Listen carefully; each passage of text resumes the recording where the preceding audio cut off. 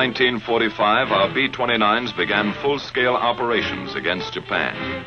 1,500 miles to targets and 1,500 miles back from bases at Saipan, Tinian, and Guam. Here, 21st Bomber Command concentrated its massive air power and planned the ultimate crushing defeat of Japan, down to the last bomb.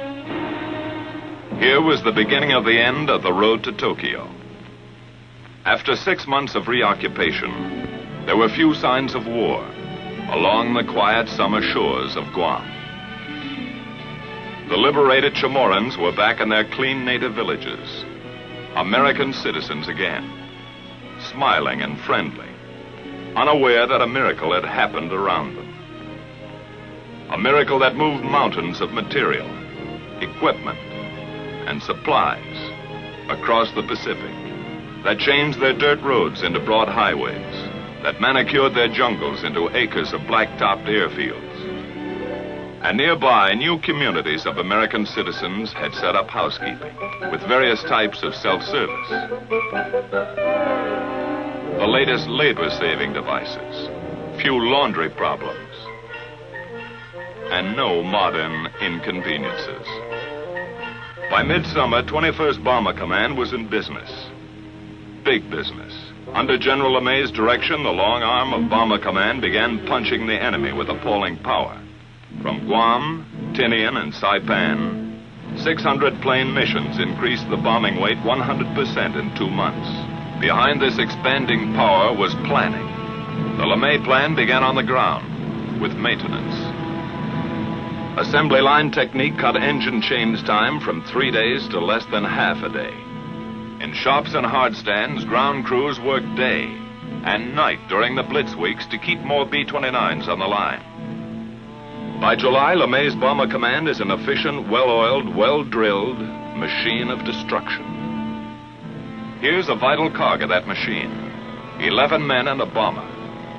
While they wind up for action, let's find out where they're going and some of the things they're going to do and why and with what. How do they set up the longest, toughest bomber mission in history?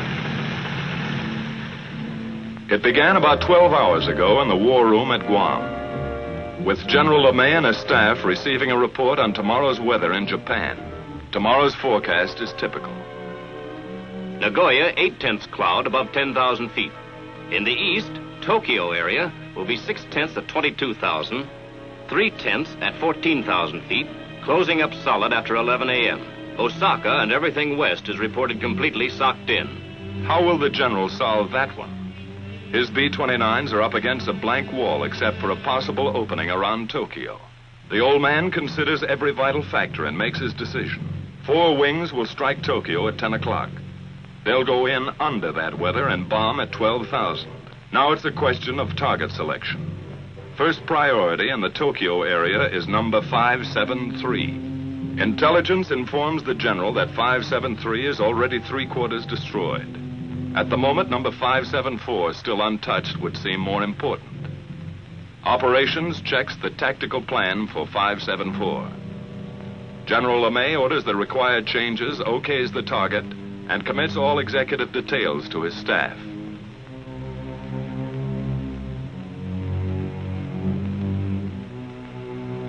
Operations, with his deputy chief of staff and project officer, goes to work setting up the changes. In that plans folder is a mountain of preparation by special sections of intelligence and operations. 1,000 hours of research. Collated facts and figures have been distilled into Tactical Plan 574. Aircraft will assemble as briefed with 3 groups of P-51s for escort. Smoke markers at 1-minute intervals will be dropped by lead planes to expedite departure from assembly point. 1 squadron each wing will carry M47 incendiary clusters. Balance of squadrons, 500 and 1,000-pound GP bombs fused a quarter-second nose and tail. Altitude of attack, 12,000 feet. Planes of 314th Wing will carry capacity fuel loads of approximately 7,300 gallons per plane. Calibrated airspeed of 210 miles per hour will be flown by all aircraft on bombing run. Radar landfall 3450 north and 140 east will be the same for all planes to afford a good land-water contrast checkpoint. The Navy is requested to furnish the following facilities for air-sea rescue purposes. 3 surface vessels to proceed to positions X. 4 submarines assigned to lifeguard duties at positions Y. 2 Dumbos to orbit at stations Z. 4 B-29s will orbit as super Dumbos at the following positions. Each section of the plan is double-checked. To supervise certain aspects of planning, Lieutenant Colonel Catton, a former lead crew pilot, was recently brought over to staff as project officer. This officer's extensive combat experience now helps to iron out operational kinks. He will accompany this mission to observe new smoke signals at assembly point. A field order is now dispatched to the wings. Takeoff time is flashed to the controller, who coordinates the vast network of communications gathered here at the heart and nerve center of command. Here in the control room, status panels and a mission board are maintained to show at a glance the countless up-to-the-minute details of all daily operations. Prior to takeoff, each mission is set up on the board to afford a visual progress of the flight, from takeoff to target and return. Colored yarns, one for each wing, are laid out to indicate the flight lines, which pass close to Iwo Jima, the halfway point.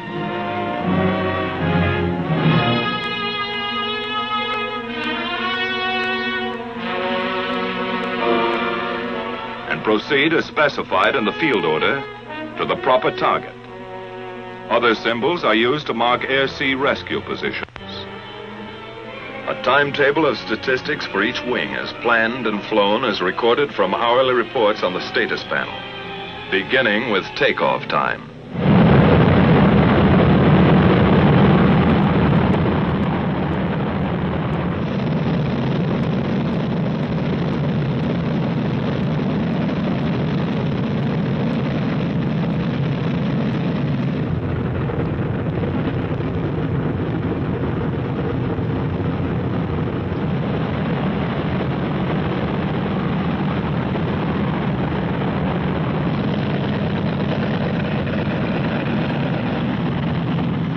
Veteran crews, it's just another day's work. One more 1,500-mile haul up and down the ruddy Pacific. 15 hours, 7,000 gallons, 4 engines, 11 guys. Knock wood. A water jump across 20 degrees of the globe. A continent of ocean. Destination, Tokyo. It's like taking off in Mexico for targets in Canada. The 314th is airborne. 145 planes, 1 minute apart, 67 tons each.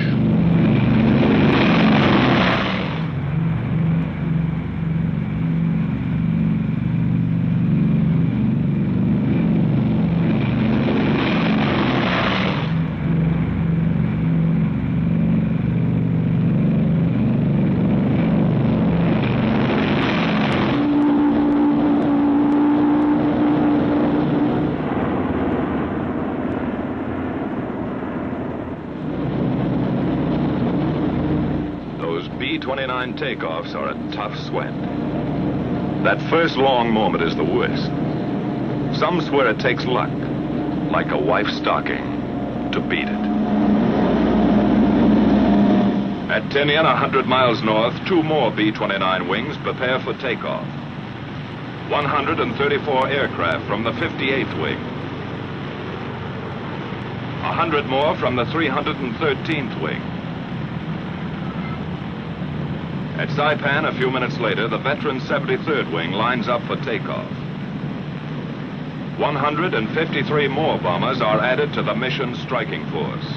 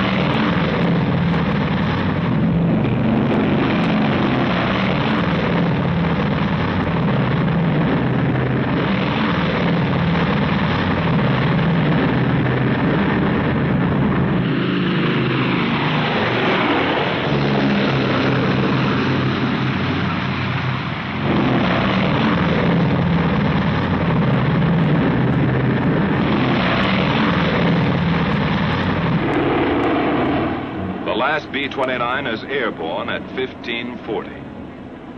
The tower at Saipan relays this information to the controller back at Guam. First and last takeoff times of each wing are recorded here and go to make up the first of a series of tabulated mission reports.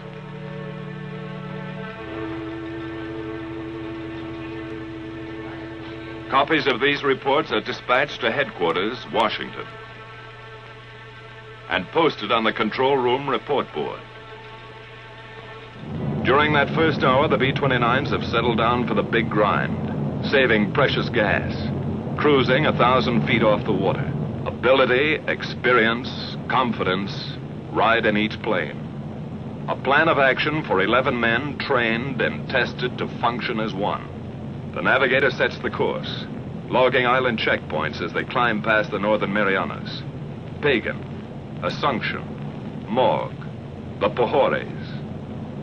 After about 4 hours of flight, the bombers pass close to Iwo Jima, the hot rock, a black, gritty pork chop halfway to Honshu. 8 square miles bought and paid for by our Marines.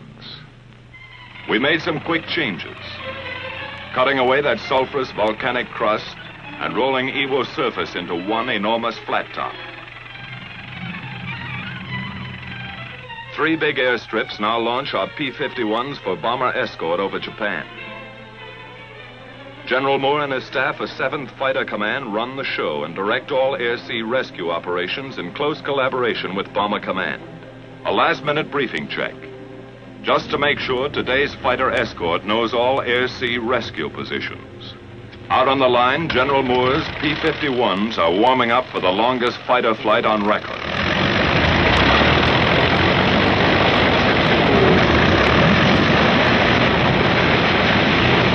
Seven hours on one engine, extra belly tanks, extra nerve and stamina in the cockpit.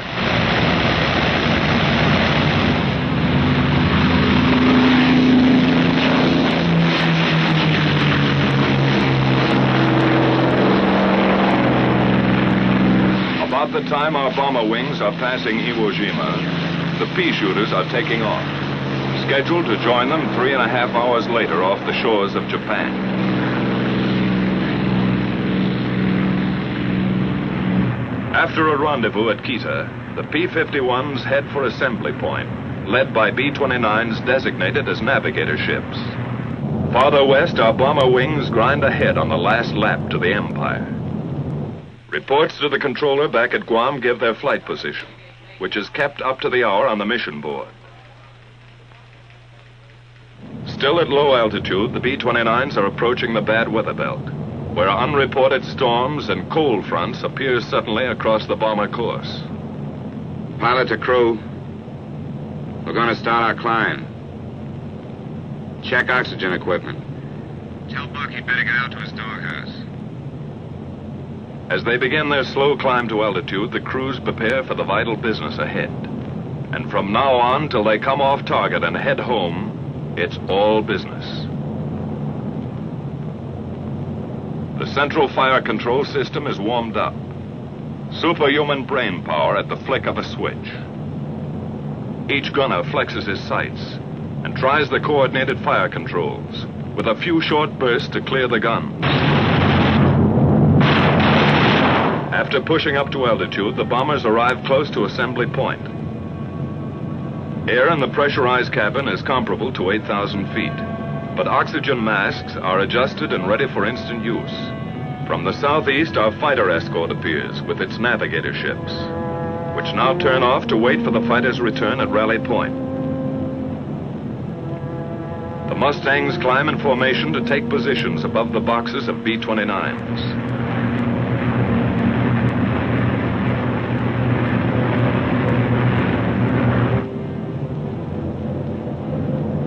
Lead bombers begin to circle, dropping the new smoke markers for assembly. The project officer observes this part of the tactical plan in action. From various zone positions, the groups separate and form on their lead ships in 9 or 11 plane waves. which head for initial point. The big parade is on.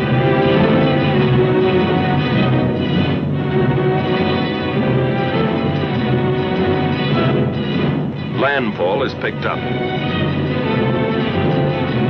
along with the first flak burst from enemy coastal batteries.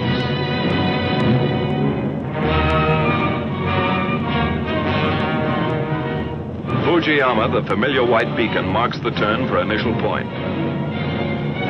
Flak becomes heavier and more accurate.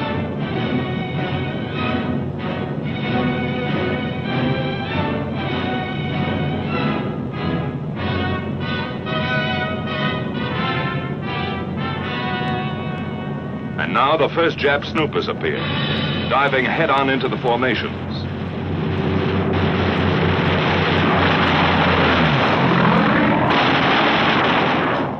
Some are suicide fighters trying to ram our bombers. Other Jap fighters drop phosphorus bombs, set to explode in front of the oncoming B-29s.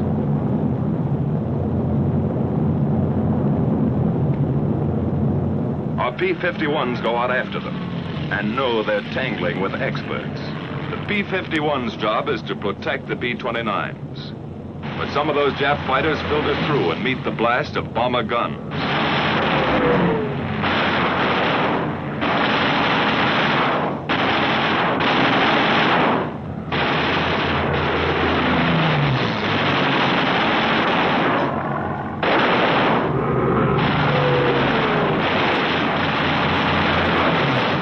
Tail gunner pleads with a nip fighter to come in a little closer.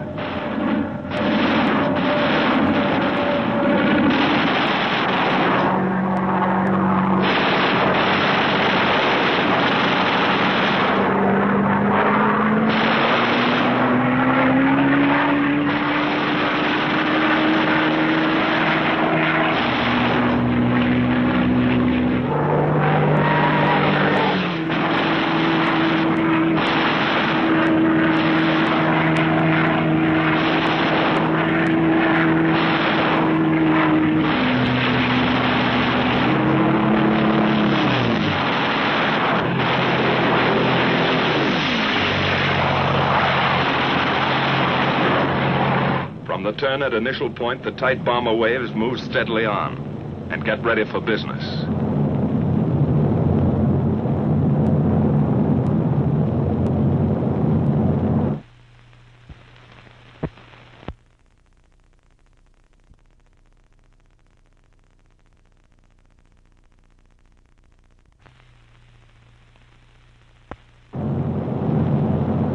Flak and fighters fall off. But those clouds are beginning to close in, and it looks worse ahead. Then just east of Hachioji, the Tokyo area breaks clear. The bombardiers begin to draw a bead on 574. Their planes sit tight for the bombing run. Here's where we pay off.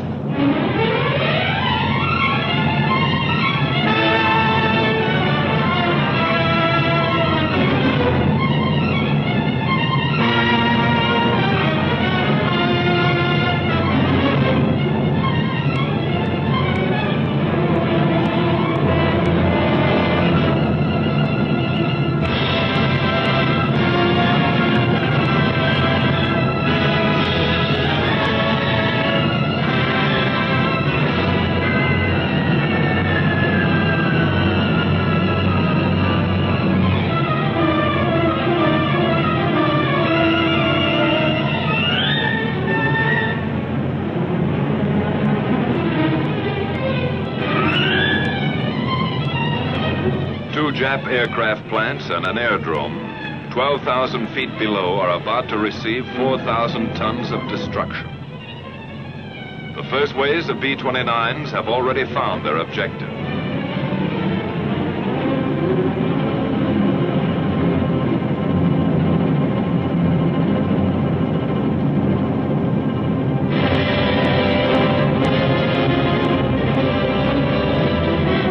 Succeeding bomber groups add their devastation to the smoking targets.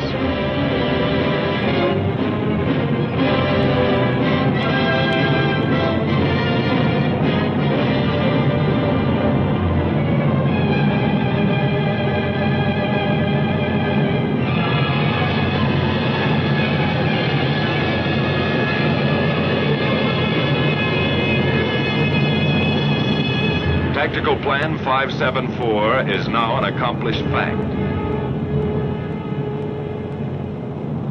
The bombers turn and go downwind, across the burnt acres of Tokyo. Close-up cameras show the scars of those spectacular fire strikes last March. 51 square miles of LeMay treatment. Across the bay, and a tailwind speeds them south, down the Chiba Peninsula. This is fighter country. With the first call on the intercom, our Mustangs peel off and go to work again.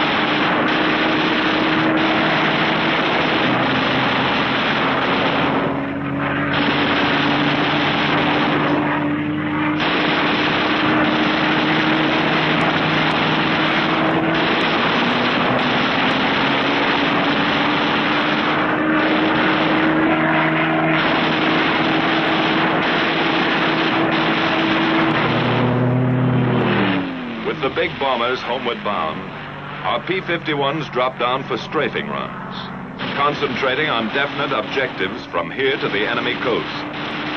Skimming along at maximum speed, the fighters pair off and go to work cutting vital Jap lifelines, blasting away at communications, radio installations, power lines.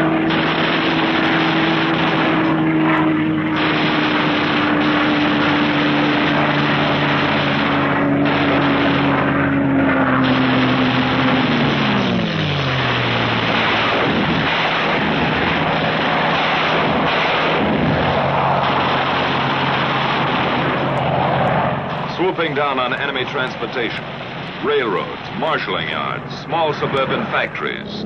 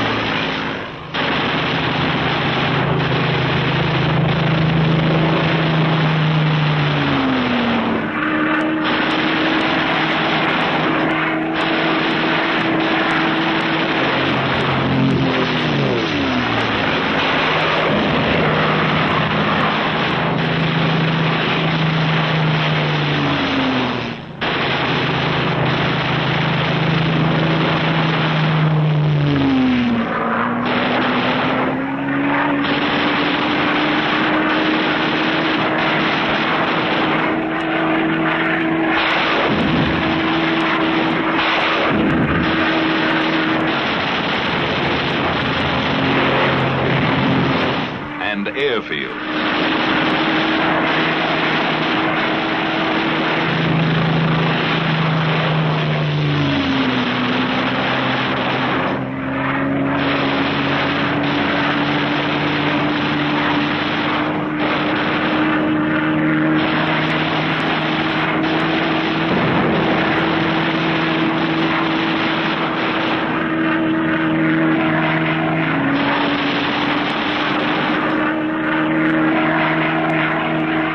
On to shipping targets. Freighters, fishermen, trawlers, harbor and coastal craft.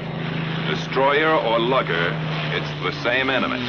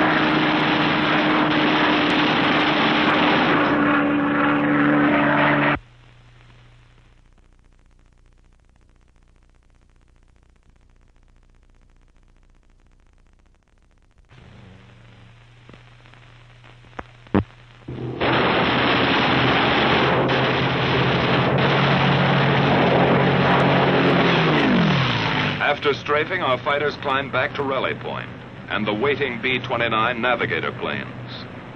With the first sight of Iwo, fuel gauges are down close to empty, but fighter spirits begin to rise. They wind up and finish with a kick, coming past Suribachi at whiplash speed, and zoom into their victory rolls. Once over for each Jap kill.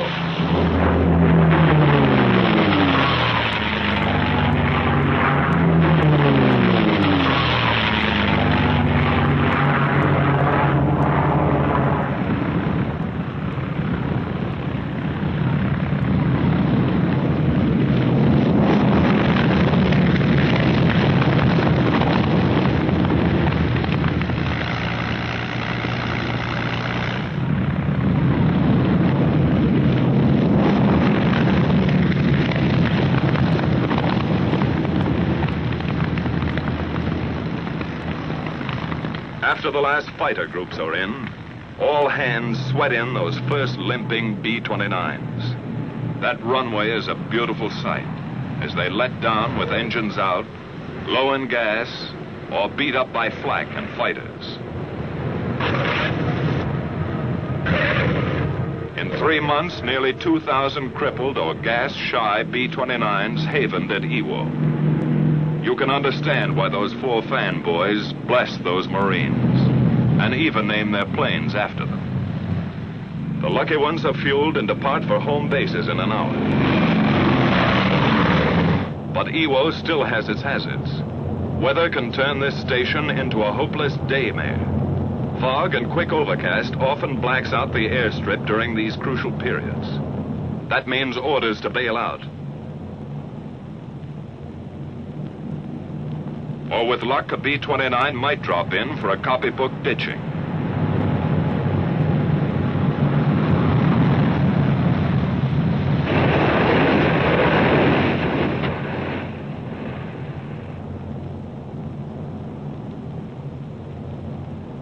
From here you can see how the cloud cover up there smothers the runway and realize what one pilot went through. Sometimes a battle-scarred bomber staggers back to Iwo, only to flatten out at the last heartbreaking second.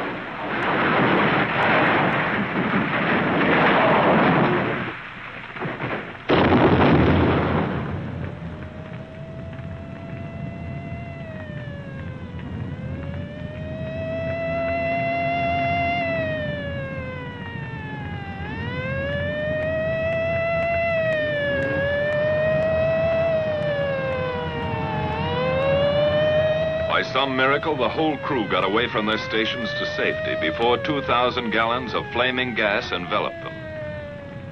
Firefighters risked their lives to save the ship. This, too, takes courage beyond the line of duty. Far to the south, most of the wings are nearing their bases. Exhausted crews wait out the last endless hour, when time seems to stop. Their position is radioed in, and the controller gets word of the approaching flight.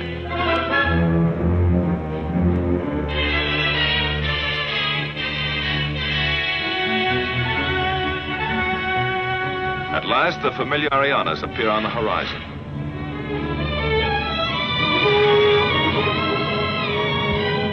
The bombers fly across Guam and turn into the landing pattern.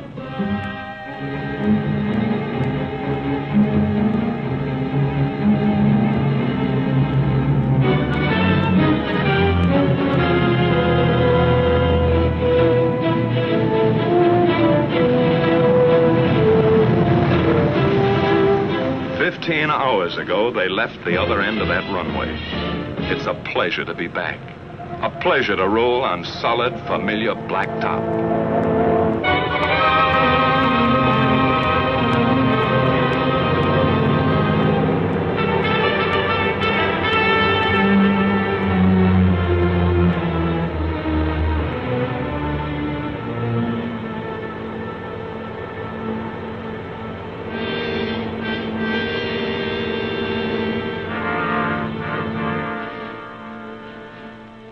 Good to feel the sudden, humid heat, to be among the living, swapping details with the ground crew. Flak, fighters, the close call, the one that got away. But some of those B-29 crews won't be able to talk it over today. 11 men and a bomber that didn't quite make it.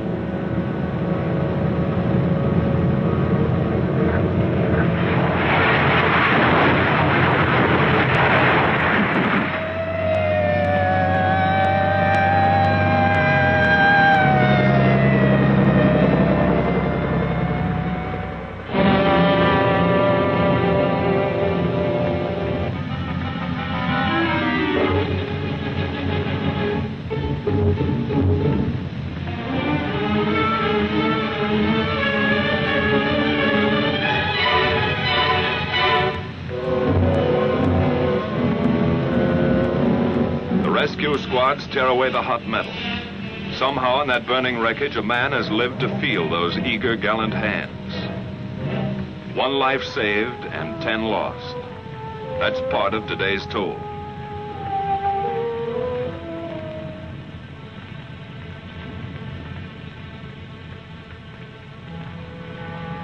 And there were many other days and nights that took their toll of young American lives in the service of our relentless, expanding air power.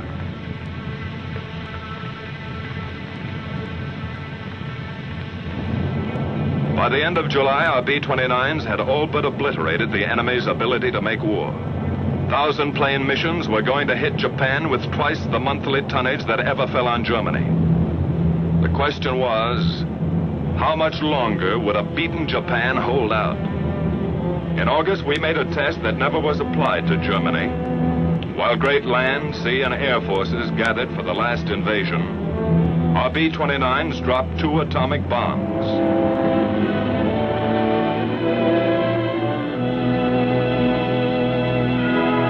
Which hastened the surrender of Japan and saved untold thousands of American lives.